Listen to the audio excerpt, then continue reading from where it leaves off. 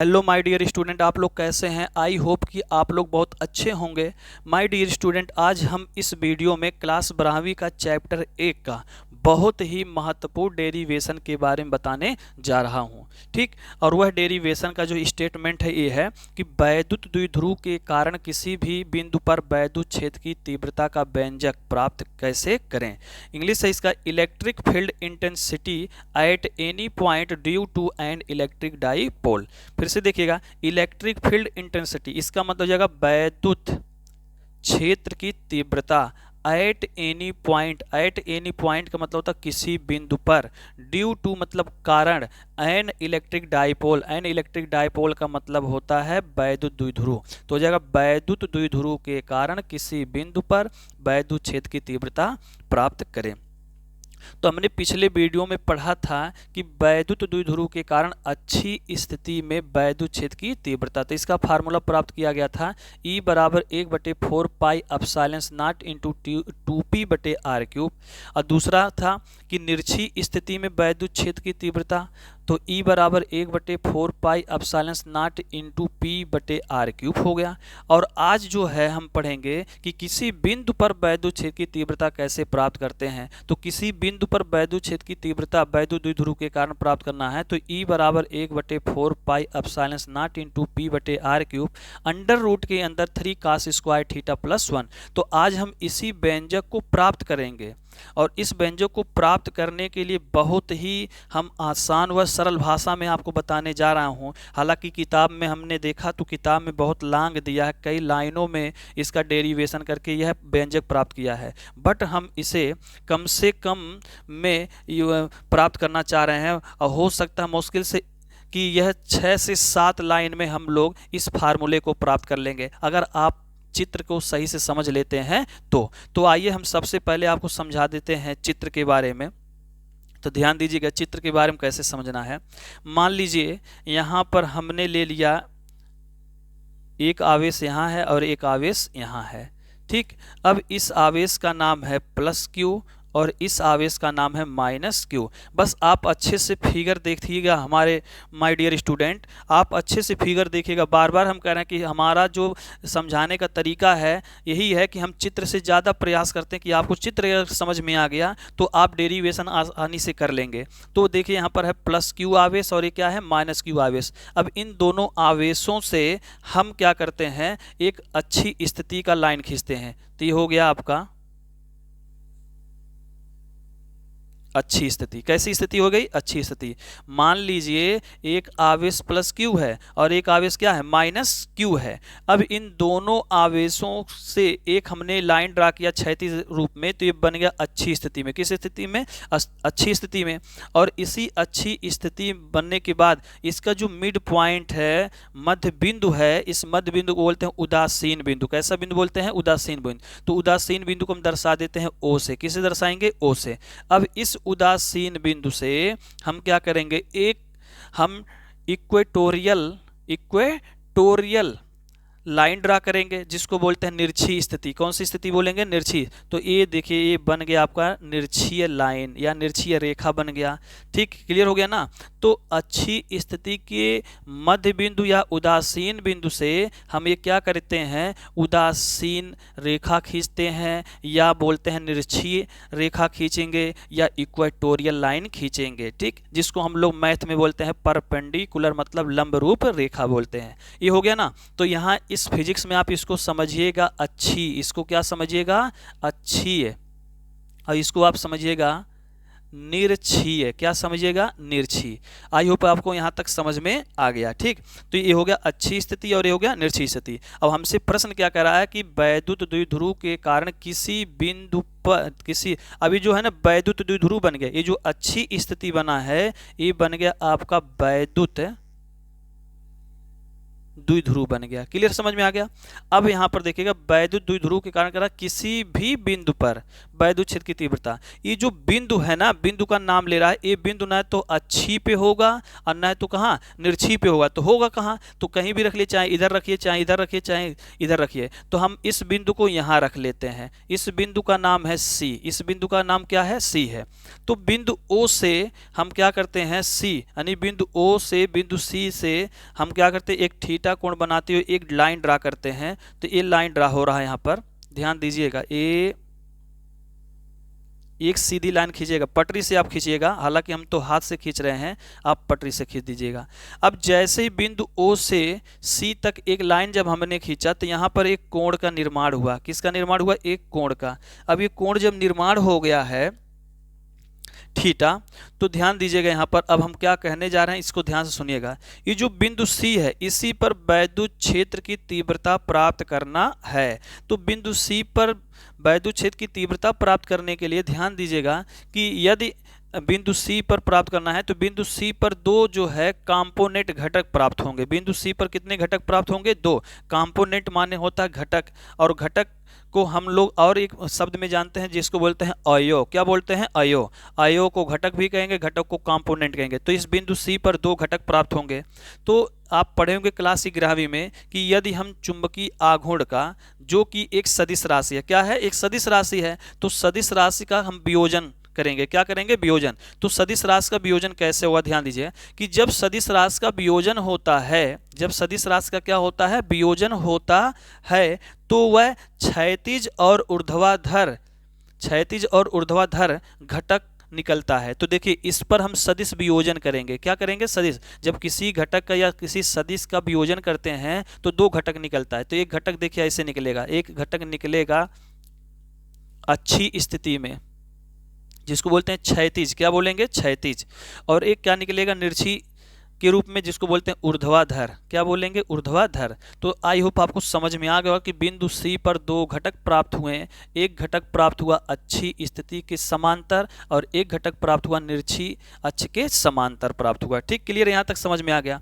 अब आपको पता होगा कि क्लास 11वीं में बताया गया था कि जब सदिशों का वियोजन होता है, जब सदिशों का क्या होता है, वियोजन, तो सदिशों का वियोजन होने में क्या होता है, जो क्षैतिज अवस्था में होता है, जो क्षैतिज अवस्था में होता है, इसका देखिए यहाँ पर एक कोण थीटा है, इसको और आगे अगर हम बढ़ा देंगे तो इस समांतर हो गया। क्या हो गया, समांतर। तो समांतर में क्या होता कि तिर्यक रेखा इसको मान लेंगे। तो ये तिर्यक रेखा अगर है तो एक कोण यहाँ पर, एक कोण यहाँ पर है, तो इसको बोलते हैं संगत कोण। क्या बोलते हैं, संगत कोण। तो थीटा यहाँ है तो ये भी कितना बनेगा, थीटा बनेगा। अब इस थीटा कोण से क्षैतिज अवस्था में जो लाइन गया है इसका मान कितना आएगा, पी कास थीटा। क्या होता है, पी कास थीटा। इसको आप ध्यान दीजिएगा कि जो अच्छी स्थिति के समांतर होता है उस लाइन का मान होता है पी कास थीटा, और जो निर्क्षीय स्थिति में है इसके समांतर जो लाइन होता है इसका होता है पी साइन थीटा। क्या होता है, पी साइन थीटा। क्लियर, समझ में आ रहा है ना। अब ध्यान दीजिएगा, यहां तक तो अच्छे से हो गया। अब हम क्या करेंगे कि यहाँ पर हम एक कंडीशन इमेजिन करेंगे। क्या करेंगे, एक कंडीशन इमेजिन ये करेंगे। ध्यान दीजिएगा, ये जो वैद्युत द्विध्रुव है, इसी को वैद्युत द्विध्रुव को हम क्या करते हैं, एक बार अच्छी स्थिति में और एक बार किस में, निर्क्षीय स्थिति में करेंगे तो कुछ फिगर हमारा ये बनेगा। तो ये जो यानी जो ये वैद्युत द्विध्रुव है, इस वैद्युत द्विध्रुव जो अच्छी स्थिति में है, इसी को यदि हम थोड़ा सा इस लाइन पे लाएं तो ये माइनस क्यू आवेश इस पर आ जाएगा और प्लस क्यू आवेश इधर आ जाएगा। तो कुछ ऐसे बन जाएगा। क्लियर, समझ में आ गया। और यही चीज आप क्या करेंगे, एक बार मतलब इसी जो वैद्युत द्विध्रुव को है एक बार आप क्या करेंगे, अच्छी स्थिति में ले चलेंगे, एक बार किसमें, निर्क्षीय स्थिति में ले चलेंगे। तो अच्छी स्थिति में बनाए तो देखिए अब यहाँ पर प्लस क्यू आवेश हुआ। अब बिंदु सी पर कौन सा आवेश हो गया, माइनस क्यू आवेश हो गया। आया ना समझ में। तो यहाँ पर हो गया। अब इसी को फिर इधर हम अगर वैद्युत द्विध्रुव को निर्क्षीय स्थिति में ले चलें तो ये कुछ फिगर ऐसे बन जाएगा।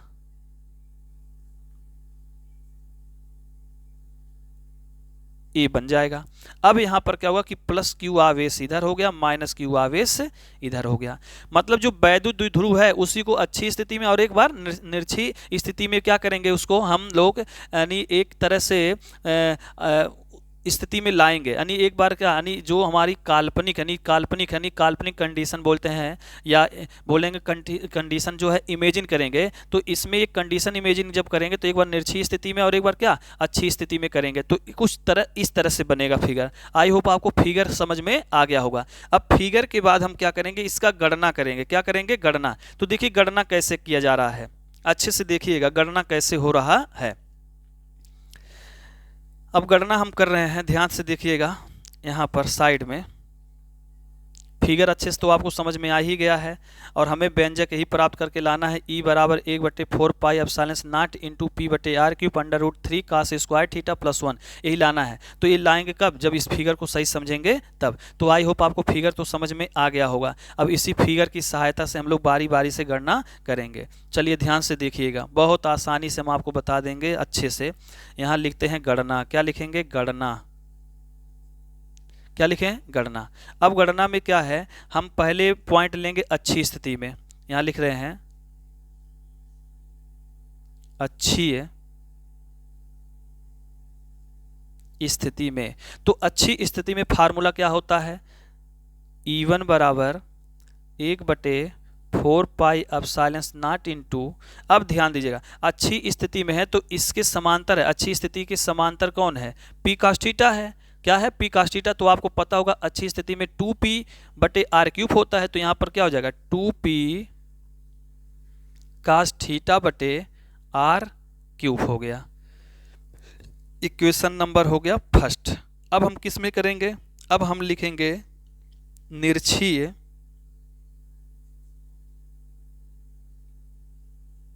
स्थिति में। तो निरक्षीय स्थिति में फार्मूला क्या होगा, E2 बराबर 1/4 पाई एप्सिलॉन नॉट इंटू, अब देखिए निरक्षीय स्थिति में क्या ध्यान दीजिए, निरक्षीय स्थिति में होता है P बटे आर क्यूब होता है। तो निरक्षीय स्थिति में देखिए क्या है, P साइन थीटा है, तो यहाँ हो जाएगा P साइन थीटा बटे आर क्यूब। इक्वेशन नंबर क्या हो गया, 2 हो गया। यहाँ तक समझ में आ गया ना।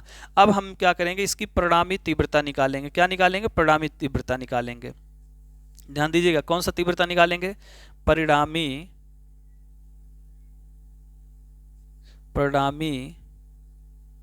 तीव्रता ज्ञात करेंगे। तो परिणामी तीव्रता प्राप्त करने के लिए ध्यान दीजिएगा, तो परिणामी तीव्रता होता है E। क्या हो जाएगा, E। अब बता रहे हैं, ध्यान से देखिएगा कि जब भी दो सदिश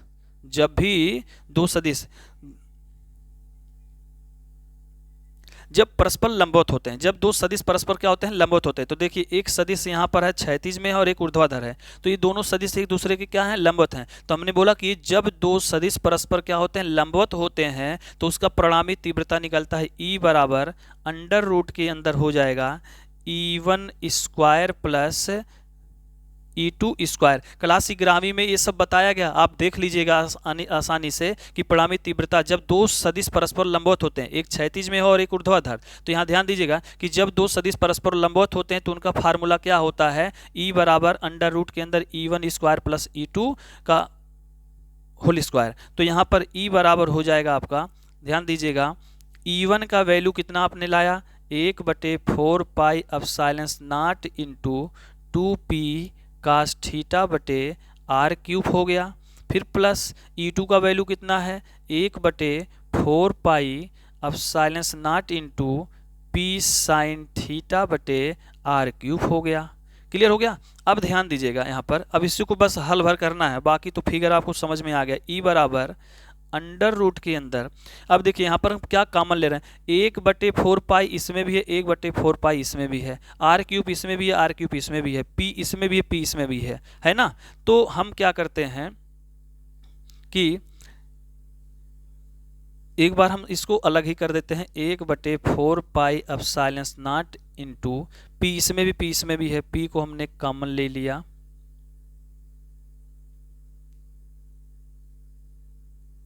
एक बार और लिख देते हैं, कोई दिक्कत नहीं है, हालांकि हमको बहुत पहले ही कर देना चाहिए था, कोई दिक्कत नहीं है, पी साइन थीटा बटे आर क्यूब।